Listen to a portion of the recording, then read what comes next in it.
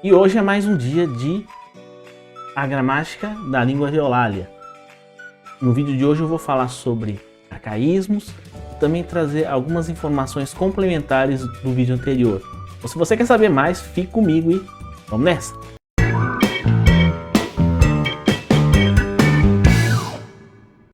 E aí pessoal, beleza? Aqui é o Bruno e nós vamos voltar a falar sobre a língua de Eulália, ou melhor, a gramática da língua de Eulália.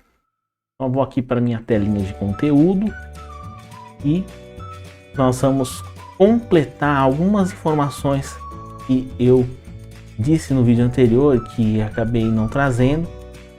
Eu peguei esse quadro do livro do original do Marcos Banho, que é o quadro 17. O que ele traz? Ele traz, de certa forma, aquilo que nós explicamos no quadro anterior, em que existe uma forma proparoxítona, que seria a forma padrão, a forma da norma padrão, do português padrão, e uma forma paroxítona, que corresponde à forma do português não padrão, do português falado mais cotidianamente, seja de uma forma mais ampla ou de uma forma mais restrita. E esse quadro traz justamente uma amostra de como esse fenômeno não se restringe a uma língua ou outra. Ele aconteceu também no latim.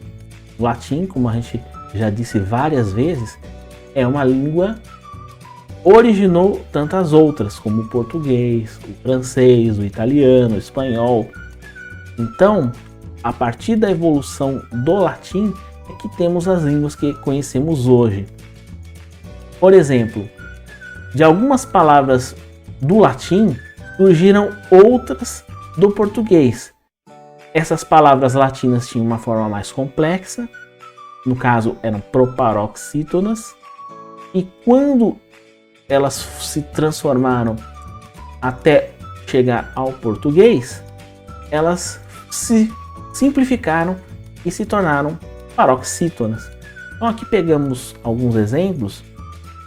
A imagem não está muito boa, porque eu tirei uma foto do quadrinho, mas eu vou explicando melhor. A palavra asno, por exemplo, que é a primeira palavra, ela era antes no latim asino. Então você vê uma palavra com 2 sílabas, paroxítona. Antes ela era uma palavra proparoxítona com 3 sílabas, assino, em vez de asno. Então você vê que houve uma simplificação dessa forma. Isso aconteceu com várias outras, como por exemplo, dedo, que antes era dígito, ou coelho, que era cunículo, ou a telha, que nós falamos em outros vídeos, que era tégula. O ombro, húmero, ou palavra, parábola, perigo, perículo, vermelho, vermículo, letra, litera, homem, homine. Então, essa simplificação estrutural, tanto morfológica quanto fonológica, se deu a partir da evolução da língua, das necessidades de uso, das interações sociais, da história, do decorrer da história, e nós chegamos às formas atuais do português, que são mais simples, paroxítonas. Então, isso aqui ajuda a explicar e a comprovar aquilo que nós vemos falado. O Marcos Banho explica muito bem, traz com muita propriedade nesse caso o quão as línguas se ajustam conforme as necessidades, conforme a praticidade, conforme circunstâncias históricas, circunstâncias sociais, enfim. E isso é uma prova de como esse é um fenômeno vivo, um fenômeno histórico, social, mas também um fenômeno irreversível.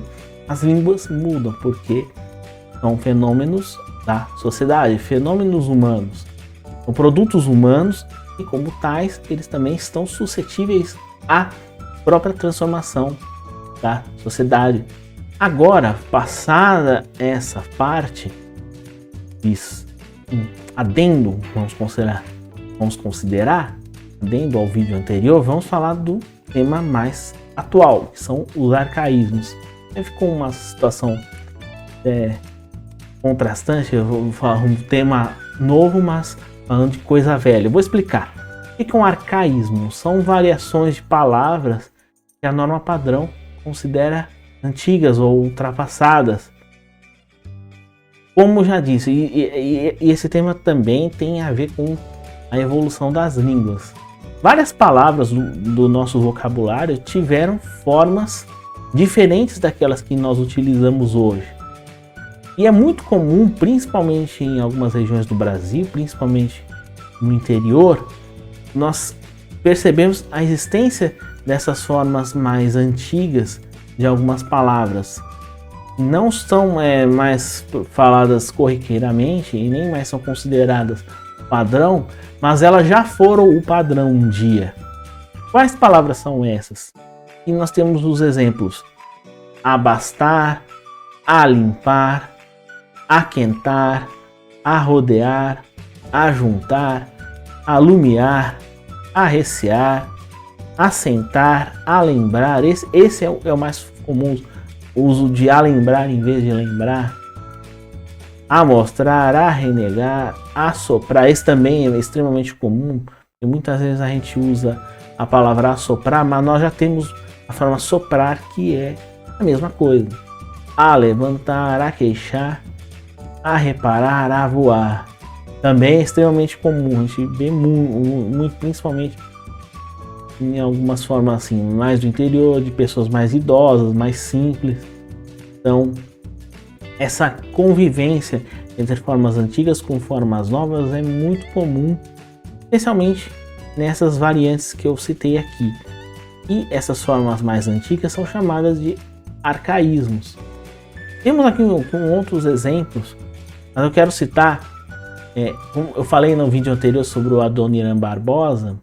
Ele é as músicas dele são exemplos muito ricos daquilo que tratamos na lição anterior sobre como funcionam as suas formas populares num contexto mais vivo, um contexto mais condizente com a realidade, como o uso da tauba, do tiro ao álvaro. E essas formas também arcaicas também você pode encontrar em algumas músicas, como as do Adoniran Barbosa, que retrata o jeito bem peculiar de falar de uma categoria específica de uma região na cidade de São Paulo. E então você vê que são coisas que estão muito próximas de nós, e muitas vezes a gente nem se dá conta por que elas acontecem, por que existe o lembrar e o alembrar, se as duas querem dizer a mesma coisa, ou a rodear, ou a voar, ou a soprar. É que nós podemos ver o porquê. São formas que já eram padrão em algum momento e deixaram de ser, mas que ficaram ainda presentes, arraigadas em determinadas comunidades, em determinados falares do Brasil.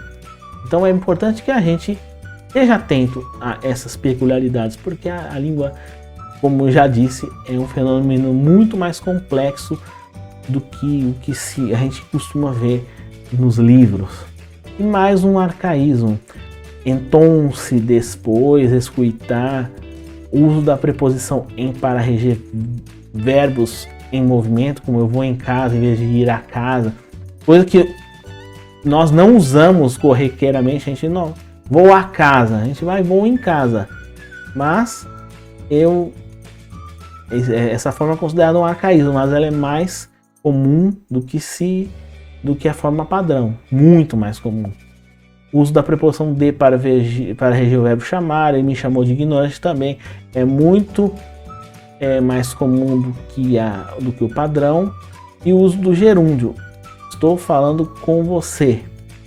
Então são formas que são consideradas arcaicas, mas que, como vimos, elas estão muito presentes, e algumas delas até nos falares de várias categorias, de várias classes, de vários grupos.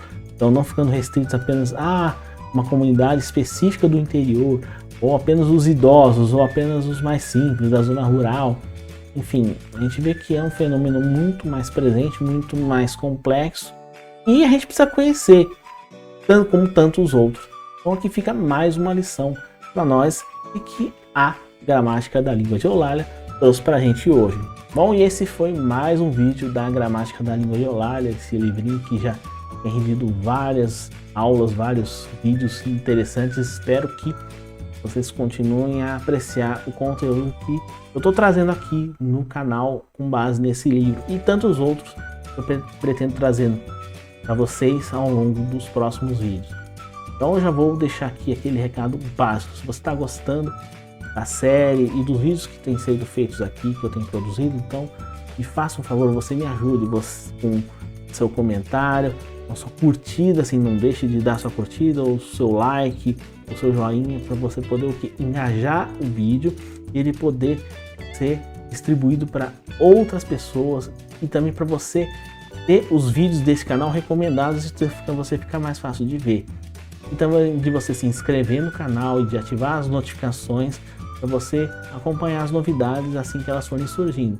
E assim a gente vai criando essa comunidade em que a gente aprende junto, a gente compartilha conhecimento, a gente compartilha experiência e assim a gente vai aprendendo, crescendo cada vez mais e conhecendo melhor a nossa língua portuguesa. E graças a livros como esse, a Língua de Eulalia, e a gente pode facilitar esse processo. E eu espero ver você de novo no próximo vídeo. Um grande abraço, fique com Deus e até a próxima.